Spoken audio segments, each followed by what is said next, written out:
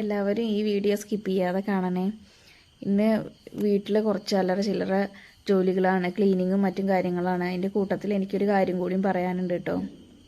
വേറൊന്നുമല്ല, നമ്മളിപ്പോൾ വീടൊക്കെ വെച്ചിട്ട് കുറച്ച് ദിവസം എന്ന് പറഞ്ഞാൽ 2-3 വർഷമൊക്കെ കഴിഞ്ഞിട്ടേ ഉള്ളൂ.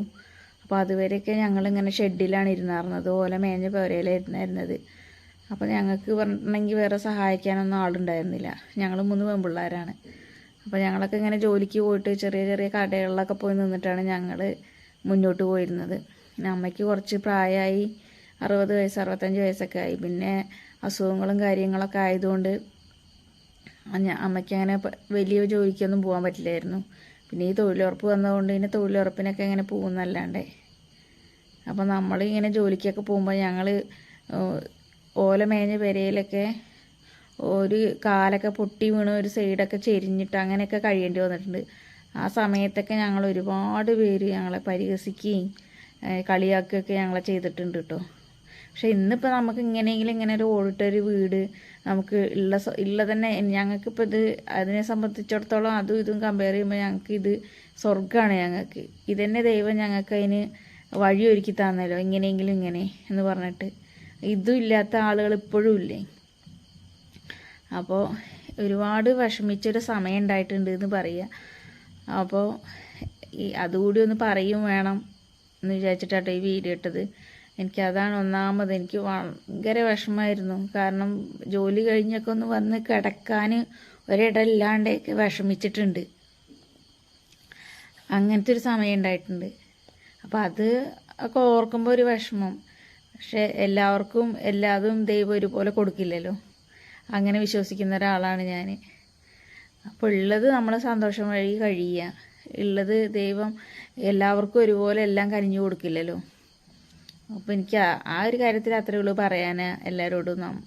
പിന്നെ വീട് ക്ലീനിങ് ആണ്. കുറേ ദിവസമായി പിന്നെ ക്ലീൻ ചെയ്തിട്ടും കാര്യങ്ങൾ മാറാല തട്ടിയിട്ടൊക്കെ കേട്ടോ. അങ്ങനെ ഓടിട്ട വീടാണ്, കമ്പി ഇട്ടിരിക്കുന്നത്. കമ്പിയാണെന്നുണ്ടെങ്കിൽ ഭയങ്കര മാറാല കേട്ടോ. മാറാല എന്ന് പറഞ്ഞാലും പോരാ. പിന്നെ അങ്ങനെ മോന്തായെന്നൊക്കെ പറയില്ല നമ്മൾ. പേര കുറച്ച് ഉയരമുള്ളതുകൊണ്ട് ഞങ്ങൾക്ക് താഴെ നിന്നൊന്നും തട്ടിയ പോവില്ല. അപ്പം ഞാൻ പ്രസവത്തിന് വരുന്നതിന് മുന്നേക്കൊന്ന് തട്ടിയതാണ് കേട്ടോ. അപ്പോൾ പിന്നെ അമ്മയ്ക്ക് കണ്ണ് കാണൂല്ല, അങ്ങനെ ഈ മാറാല നിൽക്കണമെന്ന് കണ്ണ് കാണൂല്ല. അപ്പോൾ ആരെങ്കിലും കഴിഞ്ഞ പ്രാവശ്യം അനിയത്തി വന്നപ്പോൾ ഒന്ന് ജസ്റ്റ് ഒന്ന് ഇങ്ങനെ തട്ടി വിട്ടു. അവൾക്കും വയ്യല്ല, ചെറിയ അനിയത്തി വന്നപ്പോൾ അവളും പ്രഗ്നൻ്റ് ആയിട്ടിരിക്കുകയാണ്. അപ്പോൾ അവൾക്കും പറ്റില്ല. പിന്നെ വലിയ അനിയത്തി എപ്പോഴെങ്കിലൊക്കെ ഉള്ളത് വരിക.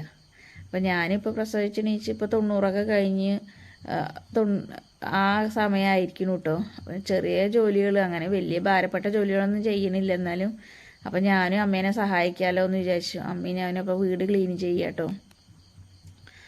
അപ്പോൾ മാറാല കാരണം നമുക്കൊരു കാറ്റൊക്കെ അടിക്കുമ്പോൾ കാറ്റത്തു നിന്നൊക്കെ ഇങ്ങനെ മാറാല വന്ന് വീഴുകയാണ്. ഇങ്ങനെ നമ്മുടെ മേത്തൊക്കെ ഇങ്ങനെ വന്ന് വീഴും. അപ്പോൾ ഞാനും അമ്മയും കുറേ ദിവസമായി ഇങ്ങനെ മാറാല തട്ടണം എന്നൊക്കെ പറഞ്ഞിരിക്കുകയായിരുന്നു. അപ്പോൾ മാറാല തട്ടാണ്. പിന്നെ നമ്മുടെ വീഡിയോ പുതിയതായിട്ട് ആരെങ്കിലും കാണുന്നുണ്ടെങ്കിൽ സപ്പോർട്ട് ചെയ്യണേ. വീഡിയോ കണ്ട് ഇഷ്ടപ്പെടുകയെന്നുണ്ടെങ്കിൽ ലൈക്ക് ചെയ്ത് ഷെയർ ചെയ്ത് കമൻറ്റ് ചെയ്യണേ. അപ്പോൾ ഞാനും അമ്മയും കുട്ടിയും മാത്രമേ ഉള്ളൂ കേട്ടോ ഇപ്പോൾ വീട്ടിൽ. കാരണം എന്താണെന്ന് വെച്ചിട്ടുണ്ടെങ്കിൽ അവൾ ഉറങ്ങുകയാണ്, ധനി ബേബി. അപ്പോൾ അവൾ കിടക്കണ ഭാഗമൊന്നും തട്ടിയിട്ടില്ല കേട്ടോ. തട്ടിയിട്ടും കുടഞ്ഞിട്ടും പൊടി തട്ടിയിട്ടൊന്നുമില്ല. അപ്പോൾ അവളെ റൂമിൽ വാതിലടച്ചിട്ട് അങ്ങനെ വെച്ചിരിക്കുകയാണ്. കാരണം പൊടിയൊന്നും അങ്ങോട്ട് തൂവണ്ടെന്ന് പറഞ്ഞിട്ട് നിലമൊന്നും നേരാക്കിയിട്ടില്ല. അപ്പോൾ നിലം ഇങ്ങനെ നല്ല പൊടിയുണ്ട്. ഞങ്ങളധികം വെള്ളം തൂത്തിട്ടൊക്കെയാണ്, ഇങ്ങനെ വെള്ളം ഇങ്ങനെ തെളിച്ചിട്ടൊക്കെയാണ് കേട്ടോ അധികം അടിച്ച് എടുക്കാറൊക്കെ. അപ്പോൾ ഇന്ന് നല്ല പൊടി ഉണ്ടായിരുന്നു. അപ്പോൾ അതിനിടയിൽ അമ്മ ഇതിനെ ഇങ്ങനെ ചവിട്ടി ആയിട്ട് ഇങ്ങനെ നൂൽച്ചാക്ക് ഇട്ടായിരുന്നു. ആ നൂൽച്ചാക്ക് കഴുകി തോട്ടിൽ പോയി കഴുകിയിട്ട് അതിങ്ങനെ അവിടെ തോരാനിട്ടിട്ടുണ്ട്. അപ്പോൾ നല്ല വെയിലും നല്ല കാറ്റും ഉണ്ട്. കാറ്റ് കാരണം ഇങ്ങനെ കാറ്റ് മേലേക്കൊക്കെ ഇങ്ങനെ ചുമരിൻ്റെ മുകളിൽക്കിടെയൊക്കെ ഇങ്ങനെ കാറ്റ് വരുമ്പോൾ മാറാല വീഴുകയാണ്. അപ്പോൾ അതാണ് ഒന്നാമത് ഭയങ്കര ബുദ്ധിമുട്ട്. ചെറിയ കുട്ടിയൊക്കെ ഉള്ളതല്ലേ. അപ്പോൾ ഇനി ഇന്നും ഫുള്ള് കഴിഞ്ഞിട്ടില്ല. ഇനി നാളേക്ക് കുറച്ചും കൂടി ഉണ്ട്. കുട്ടി കിടക്കണ റൂമിൽ നാളെ ഉള്ളൂ ചെയ്യാനിച്ചിട്ടാണ്. പിന്നെ നമ്മളെ സപ്പോർട്ട് ചെയ്യണേ. നമ്മുടെ കുഞ്ഞു വീഡിയോ ആണ്, എല്ലാവരും കണ്ട് സപ്പോർട്ട് ചെയ്യണം കേട്ടോ.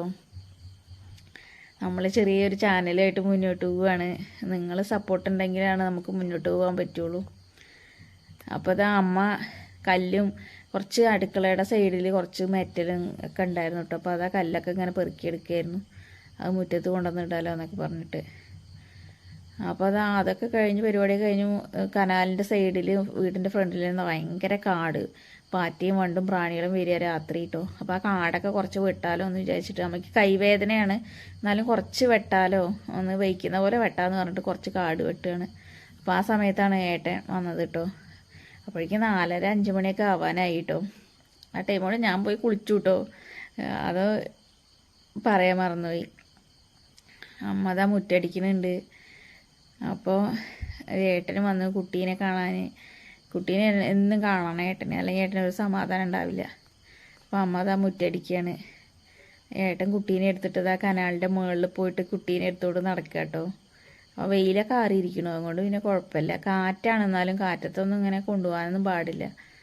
അപ്പോൾ എന്നാലും ഏട്ടൻ വെറുതെ ജസ്റ്റ് ഒന്ന് വന്നപ്പോൾ അങ്ങനെ കൊണ്ടുപോയതാണ്. പൊടിയല്ല ഇവിടെ അമ്മ അടിച്ച് വരികയാണ് എന്നൊക്കെ പറഞ്ഞപ്പോഴേ.